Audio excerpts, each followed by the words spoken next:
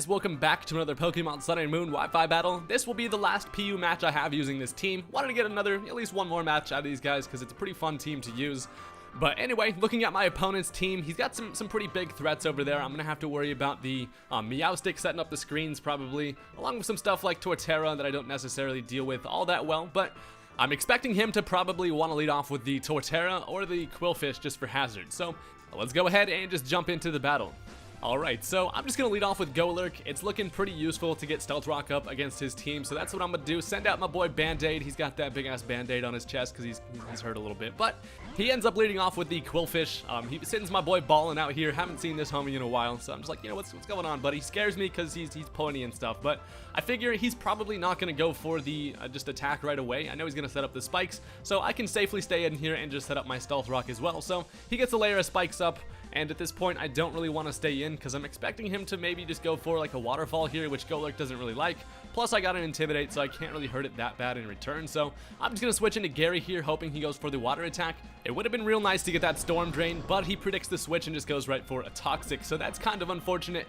Gastrodon being poisoned sucks because I don't have any way to get rid of that, and it looks like it's really useful against his team, and it's nice to have this the strong physical wall. So the poison's going to kind of eat away at me here, and I'm going to go ahead and expect him to probably want to switch into the Torterra. Here I go for the Scalds, basically just hoping for a nice little burn on the switch in. So he brings in the freaking Tree Turtle, as I do not actually end up getting the burn here, which kind of sucks, but not really too big of a deal. I do need to start getting some damage off on this Torterra because my team doesn't handle it all that well, honestly, and it's kind of bulky and it hits really hard with Wood Hammer. So at this point, as I'm sitting here, I figure he's probably going to not go for the Wood Hammer straight away. He's going to expect me to switch here. I don't really have anything that I can hurt him with too bad, so I am actually going to end up switching into my Drampa as he goes for the Stealth Rock, which is what I was expecting.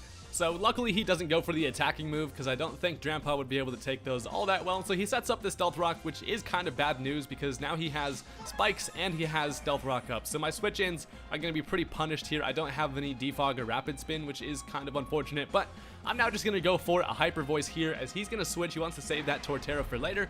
He decides to go into the Lapras, who takes quite a bit from the Stealth Rock, and then this thing actually absorbs this Hyper Voice extremely well. Check that out.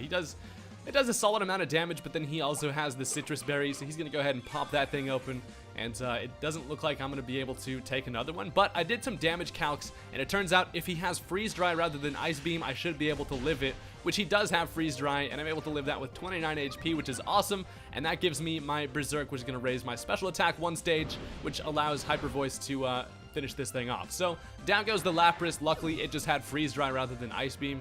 That little bit more damage would have been able to take me out, but Drampa, you're doing your best, buddy. So now he brings in the Meowstic. This thing, I essentially just expect it to want to set up some screens here, but he actually throws a curveball at me, and he's going to bust out the Z Crystal here. So he actually goes for the Bugnium Z. He's going to Savage Spin out my ass into the next dimension because, I mean, I'm already at like such a small amount of health. I don't know if he was expecting me to switch here or what, but either way, Drampa is going to go ahead and get cocooned the hell up and then just kind of flung around. Just absolute overkill with 11 HP. That is going to be a dead Gramp. So at least I was able to take care of the Lapras with that thing though, so that's cool. As at this point, I'm going to bring right in Band-Aid, and I'm like, oh, it's a Z Crystal party you want, huh? So I get hurt by a little bit of spikes and some rocks, but I'm just going to go ahead and bust out the Ghostium Z here as he goes for the Reflect. He's obviously Prankster, so he gets that off first, but it's not going to really help you here because freaking Never-Ending Nightmare is quite a nightmare for this thing. So I go ahead and get all crazy here, and it's like we're just firing off Z Crystals at each other at this point, which is pretty interesting. But yeah, so basically just going to go ahead and give this thing a nightmare, and Meowstic is not going to really be able to take that, even with the Reflect up. Send this thing into the fucking Stranger Things dimension right there, the upside down, and that is a dead-ass Meowstic. So it's pretty great to see that thing gone. I don't have to worry about any more screens, so that's really cool, other than there's a Reflect up currently. So now he's going to bring the Torterra back in. I was kind of hoping that I'd be able to take a Wood Hammer depending on what kind of EV spread this thing's rocking, but he hammers me right in the face, and that's going to be a dead Golurk. So down goes that thing. The good news is, though, he hurts himself pretty heavily with the recoil, brings him to about half. And I figured my best option here, I don't have a whole lot for Torterra. I decided to go into my Flareon here. I don't have my Guts activated, which is kind of unfortunate because I would be able to get a lot more damage off with it, but I get hurt by some spikes and Stealth Rock, brings me to almost half, which sucks. I go for the Flare Blitz and I'm like, please kill. I figured this should probably kill, but Torterra has different ideas and he decided to live that with like 2 HP, and then he can finish me off with an Earthquake. So that is not very fun. Flareon wasn't really able to do much, so down goes the basic white girl. Pumpkin Spice Latte is no more. But as I'm looking at this situation here, this seems like a great time to be able to switch in my Pinsir. I can get an easy Moxie boost from this KO. And then looking at the remainder of his team, I believe they're all weak to ground. So I'm just going to go ahead and lock myself into Earthquake. I am Choice Scarf, so I'm going to be able to be faster than everything he's got. I do get destroyed by the hazards there, but I go ahead and just finish this thing off with an Earthquake. So that's going to be a dead-ass turtle. And a tortoise, I guess, actually is what it would be. But yeah, so down goes that thing. I get a nice little Moxie boost, and I'm looking solid. The Moxie's perfect because he does have the Intimidate with the Quillfish, but luckily I'm just going to kind of cancel that out. So now he goes into the Lycanroc.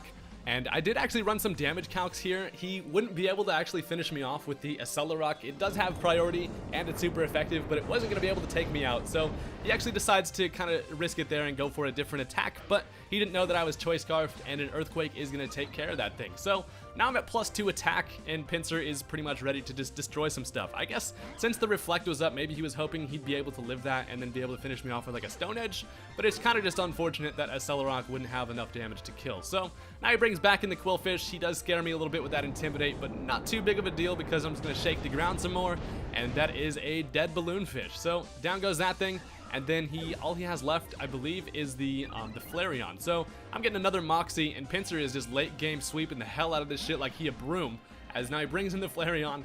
The Stealth Rock is going to help out there. It doesn't really matter, actually, because I'm at +3. But he's now going to go for a Protect. His last-ditch effort here is to get his Guts to activate. And then he does have Quick Attack to be able to hit me for as much damage as possible. So he gets the Poison. Guts is all ready to go. And he does go for the Quick Attack here. But Pinsir is a real motherfucker, and he does not go down to a Quick Attack. So an Earthquake is going to be able to finish off the Flareon. And that was honestly probably one of the better late-game Pinsir sweeps I may have even ever had. So that was pretty damn fun. I really like using this team, and honestly, Pinsir is just really fun to use anyway. But thank you guys for watching. Go ahead and hit that like button on this video if you enjoyed, and don't forget to subscribe for some more Wi-Fi battles. Peace out.